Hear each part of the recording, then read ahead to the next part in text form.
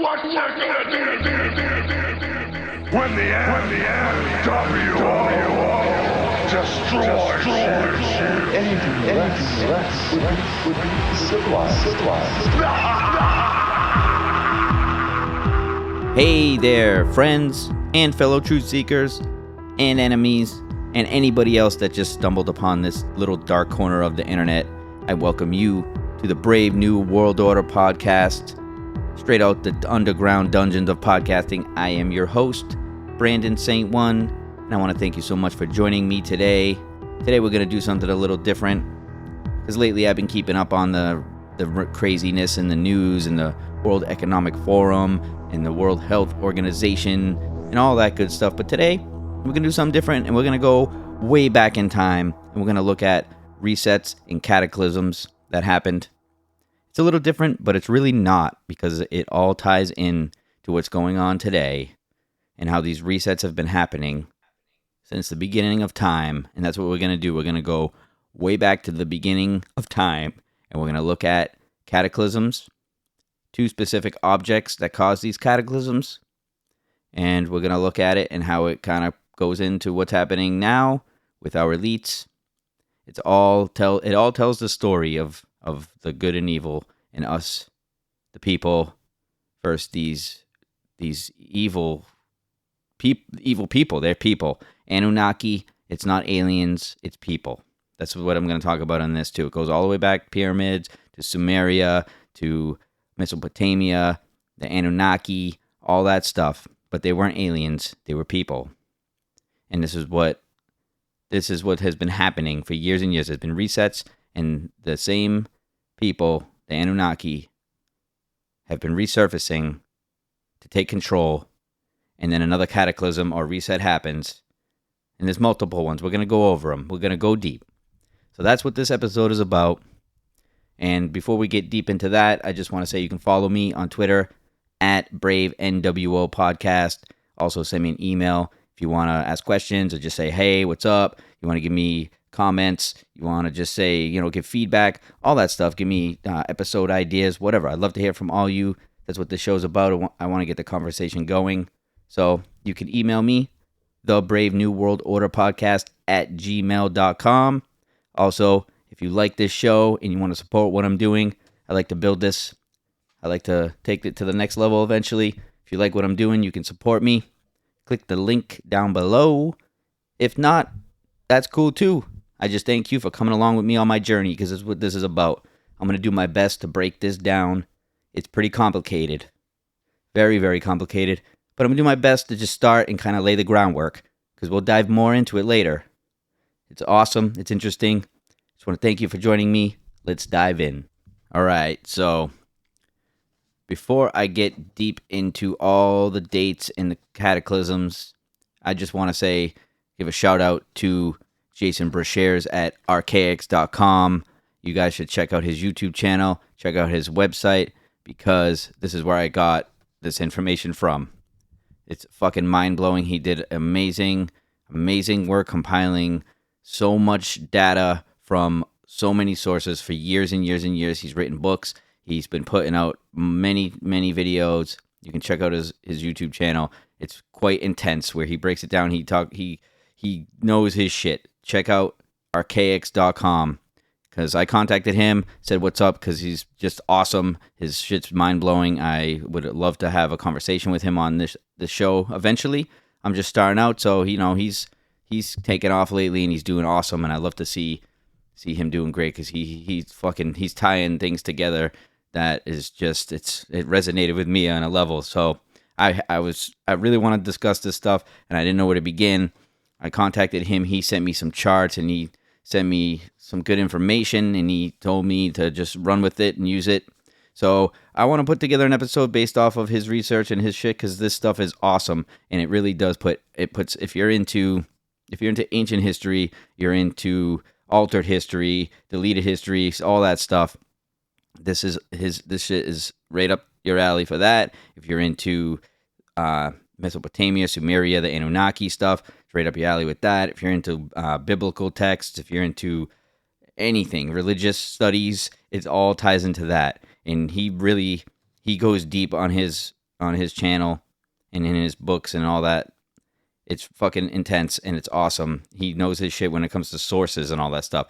I'm going to break down just the groundwork just to start, because I'm not going to get all into the sources unless it's noted in some of the stuff he gave me, because I don't have that depth of knowledge like he does. I'm just going to do my best to break down what how I've kind of been deciphering it in my own head, and how it really hit me that it really does tie into everything today with the power and the power structure and the elites. Now, I hate calling them the elite overlords. It's just kind of a joke, but that's what we call them, I guess. But it goes way, way back. This isn't an accident. It isn't an accident where we are. And this tied it all together. So I just wanted to give a shout out to archaics.com. Definitely check it out, guys. It's amazing. And it's really empowering to the information that he's compiled and that he's putting out, because he talks a lot about the true human nature, the true powers that we have that are being suppressed. So it also ties into that as well. So check out archaics.com, Jason Brashears. He's an amazing dude. He's wicked nice. He gave me all this shit for free, these charts and his companion pieces. It's mind-blowing. It's a lot of information. I've been trying to go through it all, and that's what I'm going to try to do, is break it down with you guys, starting off with some terminology, because multiple cataclysms have happened since the beginning of time. But there's these two objects that appear in the sky throughout history, and they've been documented throughout texts. And one of them is called the Phoenix object, and the other one is called the Nemesis X. So we got to know what those two are before we even begin. Phoenix object and Nemesis X. And the Phoenix object goes on a 138-year timeline. And this will be 6,348 years of documented Phoenix visitations that lead up to the year 2040, May 2040. And the Nemesis X object runs on a different cycle, and that is 792 years, but it shows up twice, because it does 62 years in the inner system and then 732 years outside. So once every so often it pops up twice within a certain amount of years, from what I've gathered. So this thing appears 5,544 years throughout history, 792 times. That's times 7, but it pops up 1, 2, 3 times earlier within the 60-year cycle. It's pretty confusing stuff, but we get two objects, and they appear on the dot Phoenix every 138 years, and the Nemesis runs on a 792-year cycle. 60 years in their system, 732 years outside the solar system, outside the sun. So that's how those work. And this chronology, this Cataclysm Chronology that we're going to go through, exhibits 62 dates involving 300 events in linear timeline, combining the Phoenix and Nemesis X object appearances. This is history that spans over 74 centuries, starting in the year 5239 BC and going into the future, into May 2040 and November 2046. So we're going to go through each one of these markers and these objects, when these objects appeared in the sky, and the ones that have been, according to the calculations and predictions, and it seems that everything's on a certain timeline, that these are going to occur and show up in May 2040, the Phoenix, and then the Nemesis in 2046. That's what we're headed. So let's start now in the year 5239 BCE, when a Nemesis cataclysm occurs. Nemesis implodes, sending Earth, Luna, which is the moon, the dark satellite, Nemesis X object, Electra, and Phoenix hurling towards Sol, which is the sun. Electra no longer exists, a planet that collided into another world after the cataclysm and today remains adrift in the asteroid belt. Okay, 4639 BCE, Earth captured in orbit around Sol exactly 600 years after the Nemesis cataclysm. 4309 BCE, Phoenix, named in the Gnostic trimorphic Protanoid text, the world is destroyed, to return in last days. This is where the Enuma Elish texts have cataclysm raining blood on earth. 930-year-old civilization of Adumu destroyed.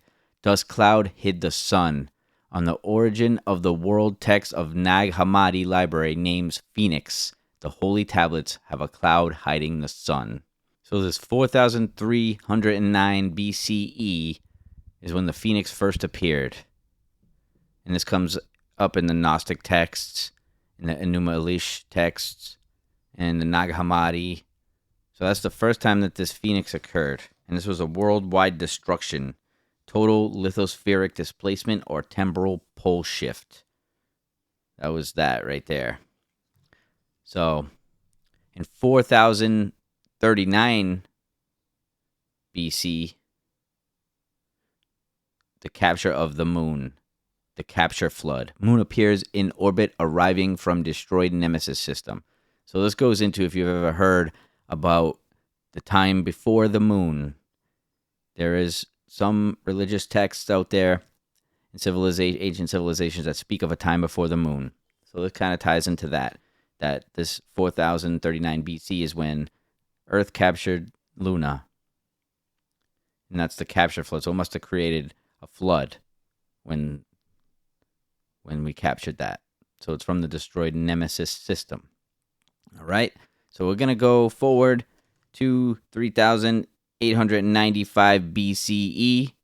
And this is what is called year 1 of the antediluvian period. All right. This is lithospheric displacement. The whole Earth affected. 30-degree pole shifts causes new heavens and new Earth. Fiery flaming sword in sky. Year 1 in ancient world's calendar. So this is the pre-flood world that we're looking at now, starting in 3895 BC. And this is the second appearance of the Phoenix object. And this causes worldwide cataclysms on epic proportions. It creates what is known as the vapor canopy over the whole world.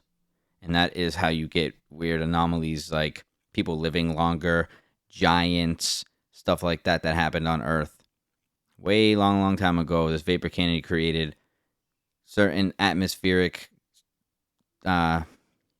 conditions that allowed people and animals to grow rapidly, and they grew very large and as well live longer.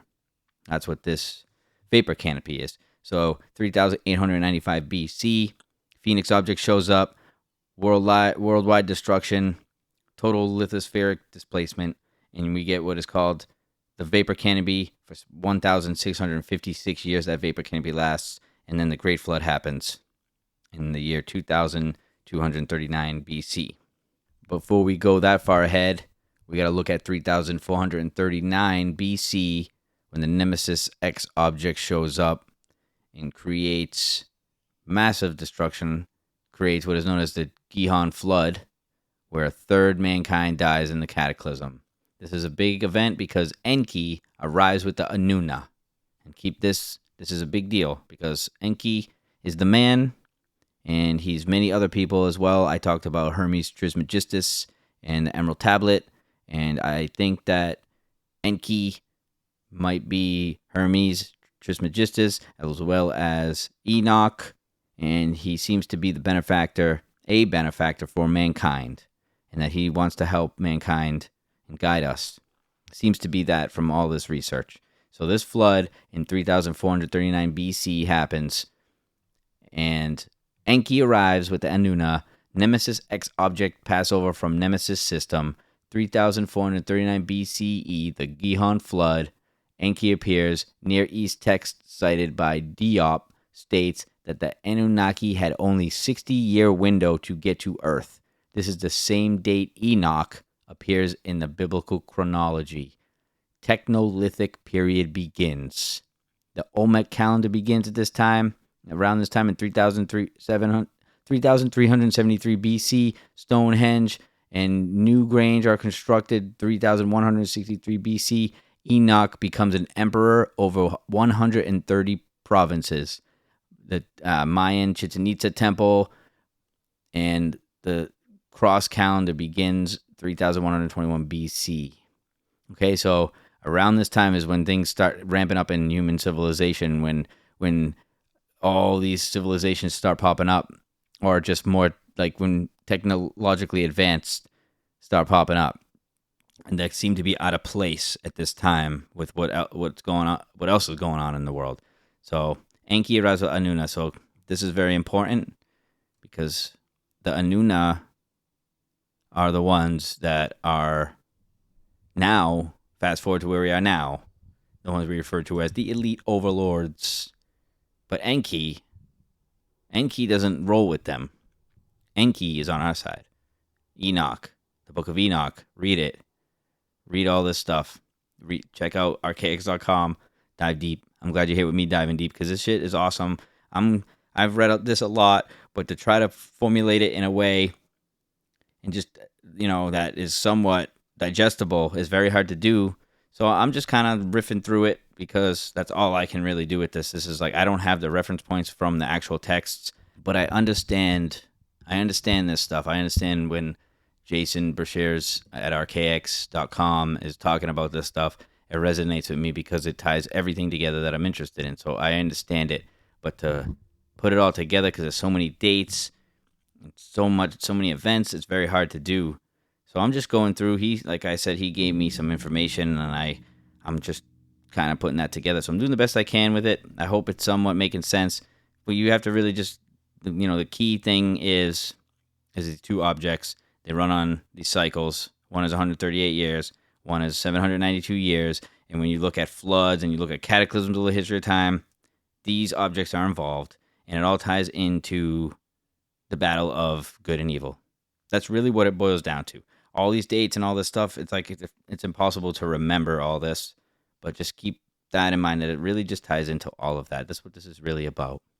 And then when I get more into what the Phoenix object seems to do when it comes and when it shows up, that's even more eye-opening, and it's kind of a white pill too. So just bear with me as we go through this. I think it's really amazing. So I want to just spread the word, and anything that I find interesting, I just get on here sometimes, and I want to just get on and talk like I'm talking to my friends and be like, yo, this stuff that I've been researching is mind-blowing.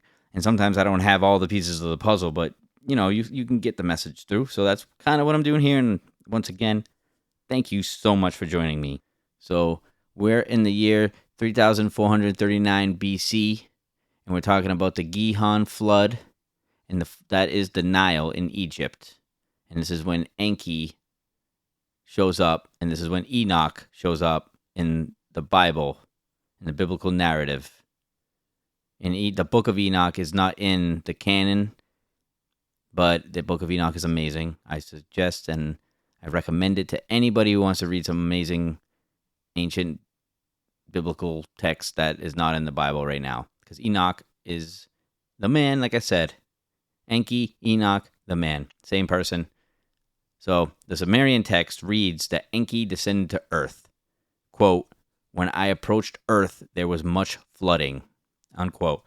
The book of Yasher notes that at this precise year of 3439 BC in the chronological narrative that the Gihon flooded and killed a third of humanity. And its identity was revealed by the Jewish historian Josephus almost 2,000 years ago. Enki landed in the Snake Marsh among the Giza reeds. And this is the modern-day Giza. This is a marshland where the Great Pyramid stands. This monument is also alluded to in Sumerian text, for it was there that Enki built his house, and it was called Iabzu, which is House of the Deep. And this was his sacred precinct in Eridu. And this links the Sumerian Enki to the biblical person Enoch, for which, like I said, many documents that aren't in the Bible speak of Enoch. The book of Enoch, the Ethiopians use it still in their canon, but not in the one that most Christians follow. But Other documents assert that Enoch was the builder of the Great Pyramid Complex. Additionally, Eridu is the biblical Irad in Genesis that was built by Enoch.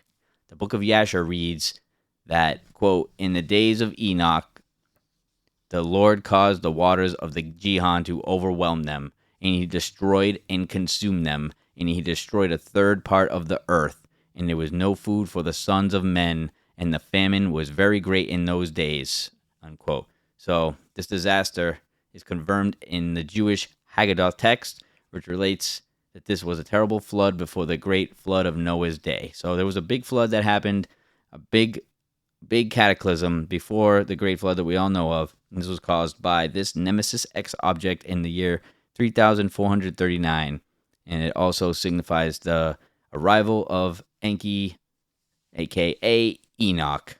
Now, this 3439 BC date is really, really important. A lot of stuff happened. A big flood. We have the arrival of the Anuna and Enki, and also the Great Pyramid was probably built that year as well by Enki/Enoch. And this date is found perfectly in the chronometry of the Great Pyramid of Giza. Astronomer Royal for Scotland Charles Piazzi Smythe in the 1870s determined on site at Giza that for reasons unknown to him, the monument was designed using the descendant passage as a scope to point directly at the star Alpha Draconis, and that is the Eye of the Dragon, in the year 3440 BC, which he said was the pre-flood pole star. This 3440 BCE date is virtually a bull's eye for 3439. It's 1 year off. So this guy in the 1870s, Charles Piazzi Smythe, he determined that the pyramid was built to point directly at Alpha Draconis in that year, 3440 BC. He was 1 year off because it was 3439. The Great Pyramid was built by Enoch/Enki at that time, and this is also what is referred to as the Technolithic period. And this is when this began. This is when you start seeing advanced civilizations with advanced technology popping up all over the earth. You have pyramids in South America. You have Chinese pyramids that don't get talked about and possibly don't even get investigated as much as they should due to the CCP, Communist Party, suppressing information. Obviously, they don't want the true history. They want to control, just like our people here in this country. They're two sides of the same coin, all working together to control. So it's the same thing. The information, they don't want it to get out. So you got pyramids all over the world that seem to pop up around the same time period. I mean, we're talking like over thousands of years or hundreds of years, but it's the same time period when you look back to ancient time. I mean, you don't look at one day to day when you look at ancient history. So this is the time the Olmec calendar begins, and that's 3373 BC. Stonehenge 1 and New Grange are constructed in 3163 BC. And this is Enoch Enki. He spreads the knowledge throughout the world. He becomes emperor of over 130 provinces across the world. And that's why you see the pyramids in Maya, Aztec. The Maya Itza Temple of the Cross calendar begins in 3121 BC. So this is the time period that we're looking at. This is Nemesis X shows up. It's the arrival of the Nuna, arrival of Enki, and also the Technolithic period begins. And you start seeing pyramids, and you start seeing highly advanced civilizations popping up, like out of nowhere. And that's even in mainstream academia and all that stuff. They don't know how to explain how civilizations just seem to pop up out of nowhere. So this ties into that as well.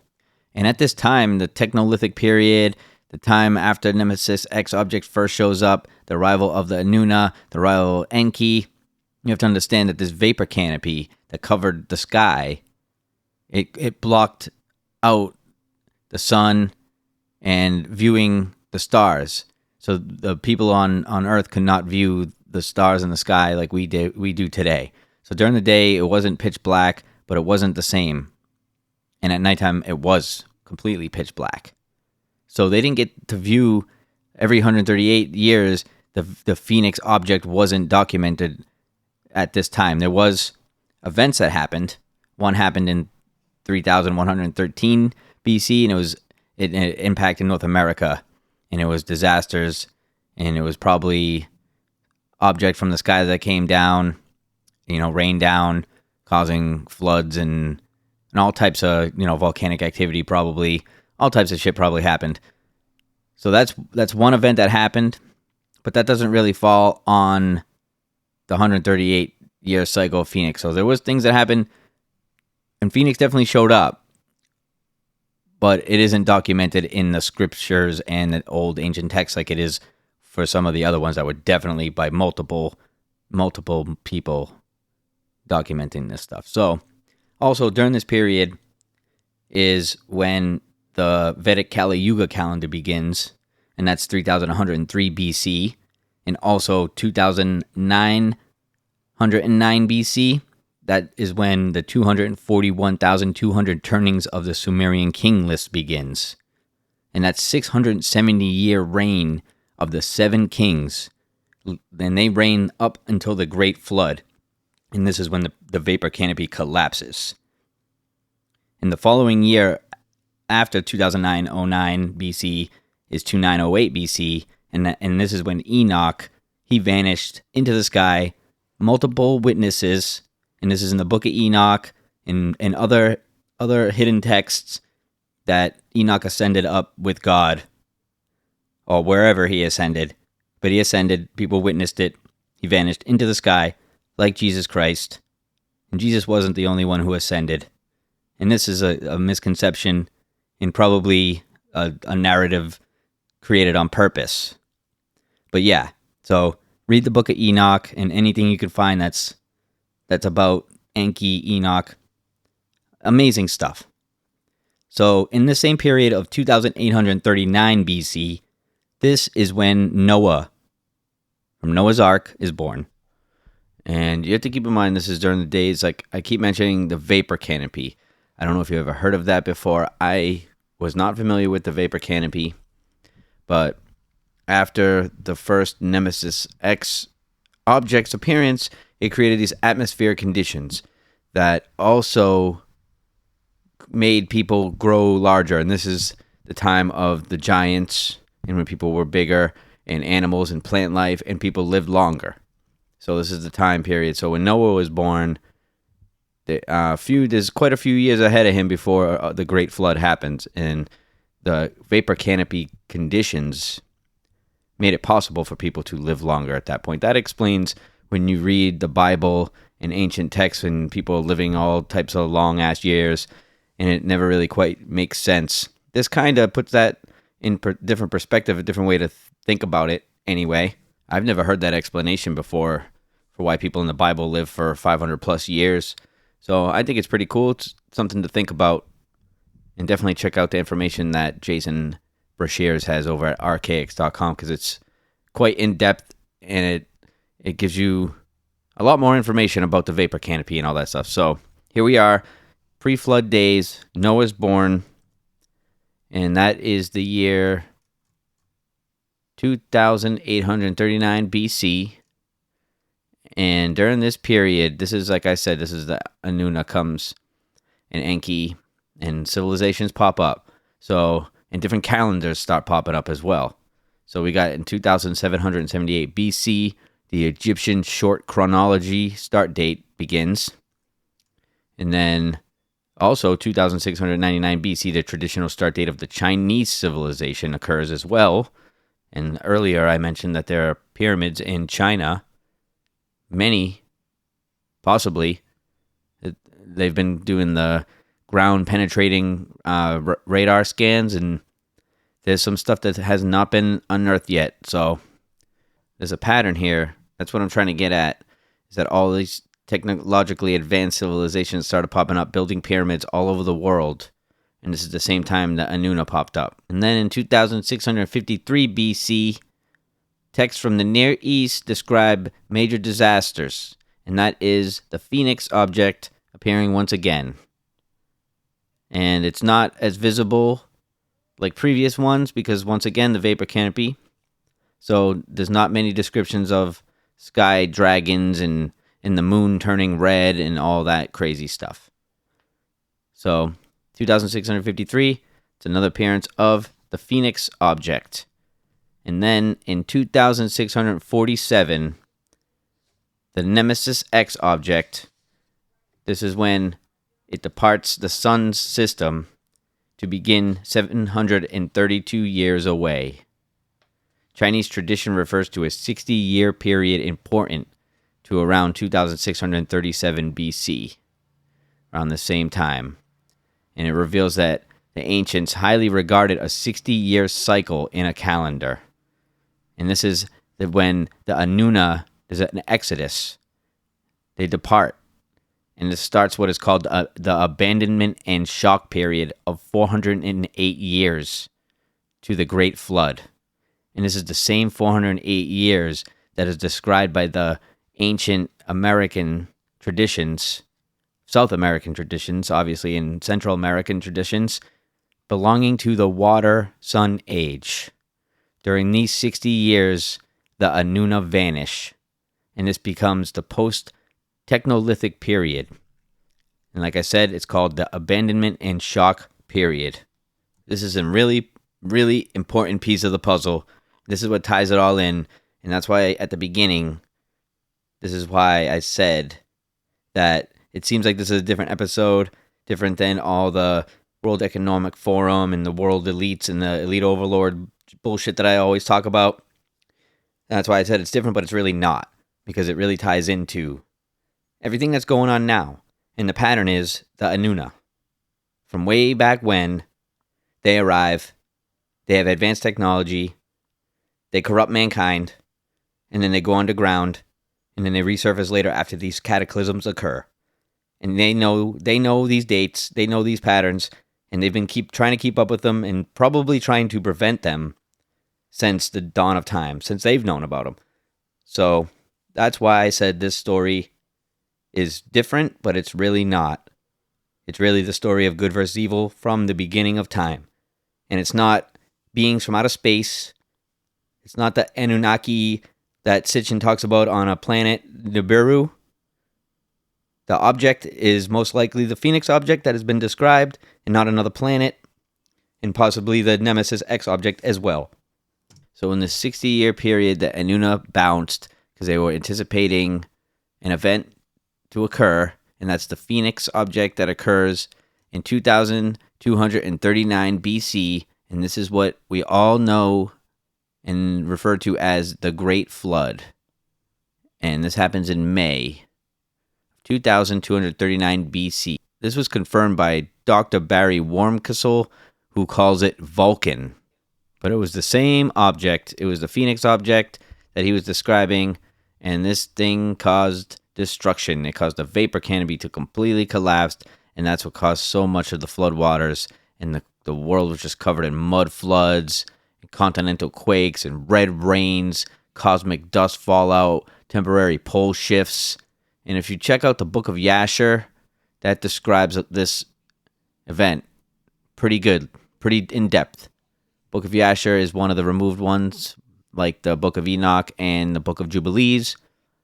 If you have time, check those out. Pretty good stuff. So the next time Phoenix pops up is 1963 BC, causing temporary pole shifts, quakes, bodies of water moved. And then in 1915 BC, Nemesis X object returns. Texts describe terrible sky dragon. The writings of India tell of great darkness, flames and stones from the sky. Babylonians recorded the Tiamat past, a great blackness that swallowed the stars. Mountains shook. This was the 32nd year of the reign of Nimrod, or Merodach. And this is around the time 1899 BC that the Tower of Babel incident occurred, when the disaster and confusion of the tongues, because people got together and decided to build things, and the people in charge did not like that. And they scattered and decided to build in other places. So it's another reason why there's other pyramids all over and other structures all over the world too around this time period. So Akkad is founded at this time while the Nemesis X object is in the inner system. And in 1855 BC, this is the 60th year of the Nemesis X object being in the inner system, and a large population of the Anuna remained on the surface with ordinary humans as the dead world disappeared for another 732 years. So Nemesis X departed. 732 years later, it will return. But during this 60-year period, this is when the Sumerian government, institutions, language, and culture vanished, and it got replaced by the Akkadians and other warlike nation-states throughout the East, the Middle East there. So, in that time period too, 1849 BC, this is when Sodom and Gomorrah are destroyed in massive fall that hints of technology, not natural disasters. Sumerian civilization ends, Akkad is weakened, and the Amuru, who are from the west, occupy and rule the entire Near East. These would, in 1735 BC, take over Egypt, called the Shepherd Kings, Hyksos and Amorite dynasty. They're an Amorite dynasty. They're called the Shepherd Kings. They took over Egypt in 1735 BC. See, the thing about Egypt is there were so many dynasties and so many different people ruled that place over the long, long history of Egypt. It's pretty fucking mind-blowing. And then in 1687 BC, this is when the Phoenix object returns and caused what is called the Oxygean flood. And this cataclysm was once again confirmed by Dr. Barry Wormkissel, who referred to it as Vulcan. And Jacob in the Bible foreknew of the sun darkening. People of Tihuanacu predicted coming of the sun disaster. Heliolithic maritime empire collapses. New world age in India. 25-year darkness and famine recorded in Mediterranean and in the Americas. Minoan linear A begins. Giant objects seen in the sky. Sons of the Sun dynasties all collapse. All in 1687 BC. This is when Phoenix came back around again and stirred some shit up, causing destruction and vanishings and mud floods. And once again, the Book of Yasher describes this. The Bamboo Books of China. You have the Kraken floods, which is this event. The legend of Easter Island being abandoned. Vesuvius erupting and Pompeii disaster.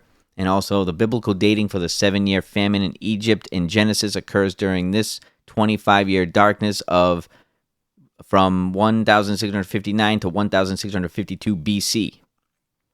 So it all ties together. It all is connected. Everything's connected. And then we fast forward to another 138 years, and we get the year 1549 BC. 3 suns in the sky, unusual storms, sun-dimmed, red sky, tsunamis. And the same thing if you fast forward 138 years to 1411 BC. You have another Phoenix event that causes destruction, but this one is localized. It seemed to just target a certain hemisphere and cause localized regional destruction. And this is a pattern here, too, that I want to get into. And it gets into the Anuna and the overlord elites that I always talk about, that this Phoenix object seems to target them and the people who enable them. So you'll have missing people, and you'll have, missing because a lot of them will probably go underground, but this thing seems to target people in some of these places that this Phoenix event appeared, in some of the places that caused destruction. Some people were unharmed. Even though there was massive floods and massive destruction, there were no bodies found in certain areas. Those people survived because they weren't the evil ones. So this is why I want to get into this as well, is that these objects seem to regulate things in this reality, whatever it may be, seems to regulate. Nemesis X is the keeper of time, the real calendar. All the other calendars were made up, but the Nemesis X resets the calendar, and Phoenix seems to regulate the evil. Something like that, if I'm making any sense. But that's what I am getting from a lot of the archaics research. So that's what happened in 1411 BC. Phoenix showed up and attacked or targeted a certain area and caused a temporary pole shift, but then restabilized. And then in 1273 BC, Phoenix arrived again, but this one was observed in the sky, but little recorded evidence of destruction. That's the one thing about the Phoenix object, is it doesn't seem to behave the same every single time. Sometimes it targets certain areas, sometimes it causes worldwide disruptions, and sometimes it creeps in and doesn't really disrupt much of anything. So maybe it has to do with what's actually going on here in the adjustments and realignments that it has to make. I don't know, but it's something to think about. All this stuff is so very deep and has so many layers to it. It's so fun to try to unravel where we come from and all the crazy shit that's been kept from us. So let's go forward to 1135 BC when another Phoenix event happens, and it was documented that the sun went a blood red over Babylon. And this was a localized, vast hemispheric, localized regional destruction type event. Phoenix phenomenon. And then 1123 BC, the return of our good friend the Nemesis X object. China recorded an attack on the sun. And this is when the Shang dynasty collapses. Start of the object's 60-year transit. Just a few years after that, this is when David, the giant slayer and future king of Israel, is born in 1039 BC. So there's a lot of activity happening at this time. This is after the flood, and there are some people that survived the flood that were still giants and titans, and some people lived before the flood and after. They lived during both periods, and certain things happened during that time period. It definitely was giants, and it's mentioned in the book of Enoch and the Nephilim and all of that stuff. So David Giant Slayer is born in this time period. And then in 997 BC, a large meteorite impacts North America at the Badlands, and this is a Phoenix event. A Phoenix object appears in the sky. There's not much else known about it other than it caused cataclysm in North America, destruction. And in 859 BC, the Phoenix symbol appears on an Assyrian relief commemorating the Israelite king Jehu. So the Phoenix is actually used to symbolize a lot in the ancient world. And it's because they were paying attention to these objects, and they knew when they were coming, and they were mapping out the calendar based on these cycles. So you would see symbolism as well. So going forward to the next Phoenix event that took place in 721 BC, where Assyrian inscriptions show that a new world age has begun. And this is because the kingdom of Israel falls to Assyria. And there is recordings of the sun and moon darkening, clouds seen in the heavens, flames in the sky, and noises from the sky. So another Phoenix event, 721, and then moving forward to 713, an event happens, but it's not a Phoenix event or a Nemesis X event. There's a flux tube blast from the sky that vaporizes 185,000 Assyrian soldiers. Earth's orbit changed from 360 days to 365.25 days a year. So something happened, it altered the year, and it also vaporized 185,000 Assyrian soldiers. And then in 583 BC, another Phoenix event takes place where the sun darkens and a new calendar begins in Delphi. The Japanese imperial period of Sons of the Sun begins. Eclipse sun on the monument of Yazilkaya. So that's the documentation of that Phoenix event. That seemed to be not much destruction taking place, no worldwide destruction in that one. Because like I said, you gotta keep in mind that when the Phoenix object appears in the sky, it doesn't always target the whole world. Sometimes it's isolated occurrence. It seems to come in and make certain adjustments to our reality. And the Nemesis X object, on the other hand, seems to cause worldwide destruction, major worldwide destruction. So you just got to keep that in mind. That sometimes when the Phoenix object appeared, it wasn't always observed, and there isn't much record of it. But there is record of the destruction due to some archaeological evidence and stuff like that. But as far as in the written record, there isn't much. So keep that in mind. So some of these are bigger events. Some of these are more major events when Phoenix shows up. So I just want to kind of try to hammer that in. It's kind of a lot of stuff going on. But once you kind of just realize it's these two objects, and they both seem to serve a certain purpose, and they arrive at a certain time that seems to be just when it's necessary, perhaps. So just keep that in mind as we're moving forward. And the next date is 445 BC, where there's not much recorded about it, but there are some disasters that were noted, and a comet that caused widespread fires. And then in 331 BC, this is when we have the Nemesis X object returning, starting its 60-year transit. The moon dimmed, and the sky turned blood red. It was visible from Persia and Carthage.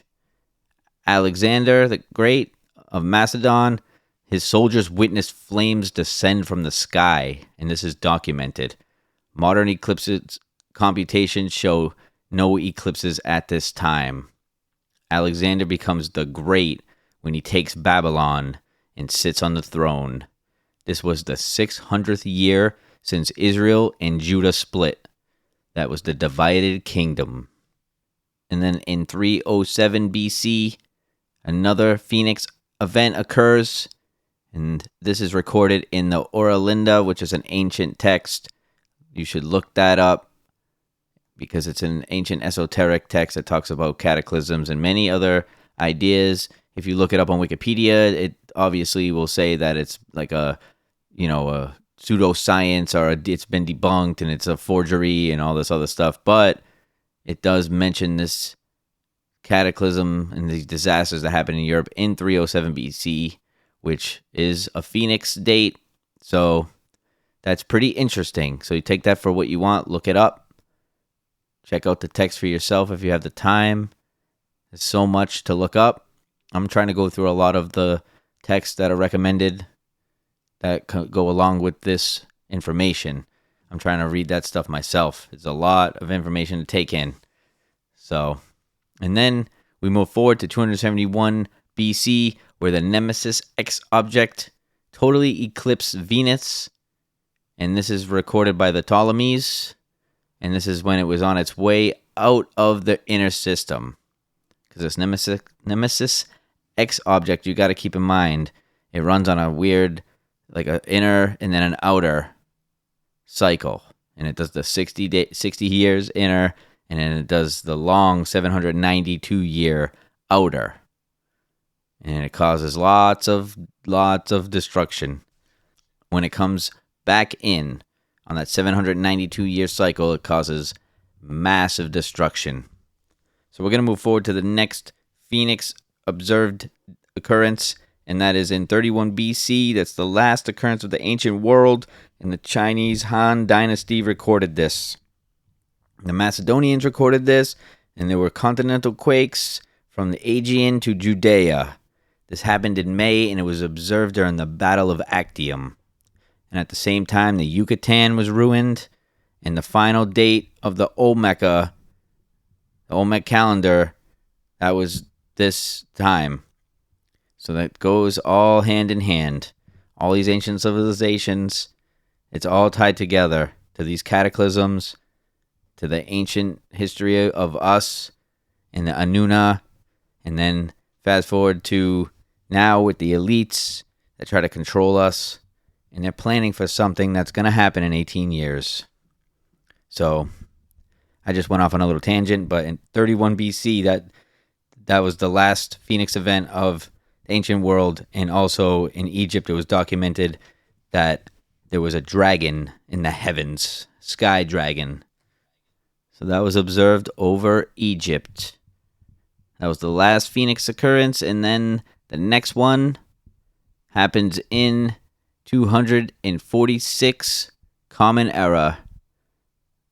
Good old Phoenix object arrives in Old Britain, and it was referred to as a bloody sword in the sky, and it was rained of blood.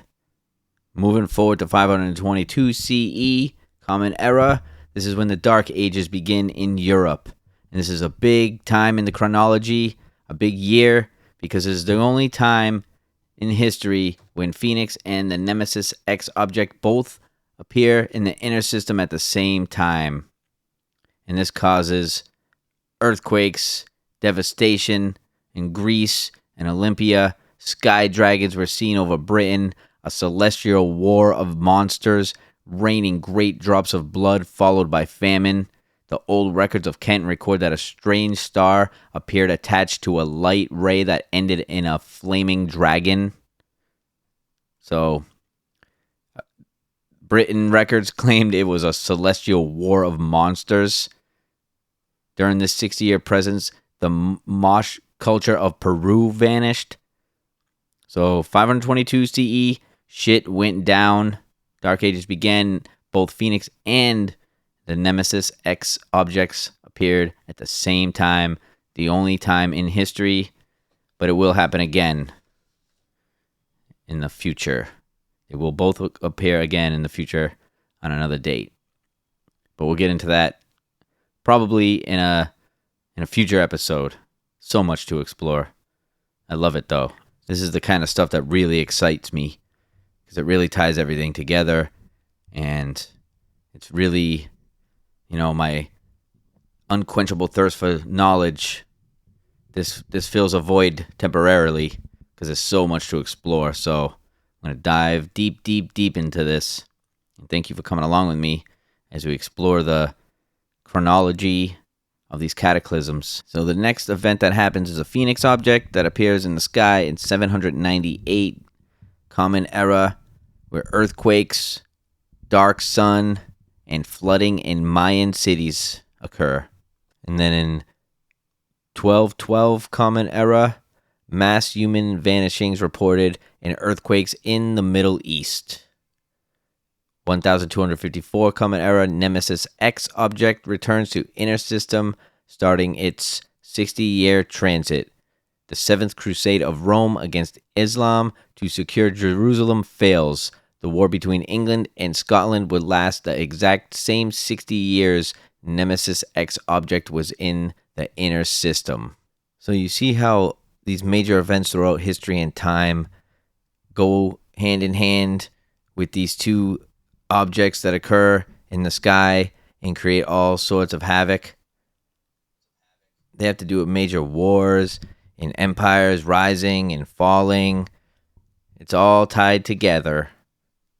So the next date that we got is 1314, and that's the Common Era. I'm not going to say that anymore. It's just 1314 because we are in the Common Era. So I'm not going to say it from here on out. So 1314, plagues, quakes, earthquakes in China, a great black darkness blotted out the stars over Europe, ending the period known as the Seven Comets over Europe. Terrible famine began, followed shortly by the Black Death plague that killed a third of mankind. So the Black Death goes hand in hand with the occurrence of the Nemesis X object in 1314. And the next Phoenix date is 1488.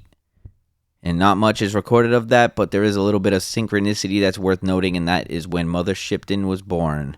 And she was a prophet, much like Nostradamus, and she goes on to prophesize the return of the Sky Dragon in 2040, which is a Phoenix year. That's the Phoenix event that she prophesied. So it's worth noting, it's interesting that she was actually born on a Phoenix year as well. The next date for a Phoenix event was 1626, and the Chinese recorded the sun darkening and meteors raining from the sky. The next date is 1764. Another Phoenix event happens, and it was witnessed by an astronomer, Hoffman, and also in May, like every other Phoenix observance. And he watched a dark object pass over 1/5 of the sun's surface as 1,000,000 Europeans see it with the naked eye, traveling from north to south over the ecliptic. Interesting stuff. That was 1764. We're getting closer to modern times. And then the latest and greatest Phoenix event happened in 1902. And in May, once again, the unknown star appeared, caused earthquakes, volcanic eruptions, red rains, a veil of dust. A man named Charles Fort called 1902 the Other Dark Age. So there was resets around that time. And if you look at the 1800s and you look at the early 1900s and what happens, it's very interesting. You look at the history, you look at all the businesses that popped up in 1902. Look it up. Something was happening after this event. So 1902 is the last one. And it is all going to be leading up to 2040 in 18 years. In May 15th or 16th, the sun will darken by the Phoenix object, and it will cause lithospheric displacement. Ocean slips their basins, New York, London, and hundreds of cities shoved undersea. Worldwide volcanoes, continental quakes, mud floods, red rains, cosmic dust will fall from the sky. And this is what is referred to as the sixth seal of the apocalypse, the sixth sky dragon that Mother Shipton prophesied. The black sun of the Hopi, Fenris, from the Norse, swallows the sun and the moon. And this is Ragnarok, also, which is the Norse mythology. Ragnarok means day of darkness. And it's also the fulfillment of 33rd degree of Freemasonry. They know about this stuff. It's all tied into it. They know about these events, and they're trying to prevent them, and they probably won't be able to, but they will probably go into hiding and then try to resurface. But in 2046, this is when Nemesis X returns. And this will be the second of the two sky dragons predicted by Mother Shipton. It's also the wormwood of Revelation that kills 1/3 of humankind.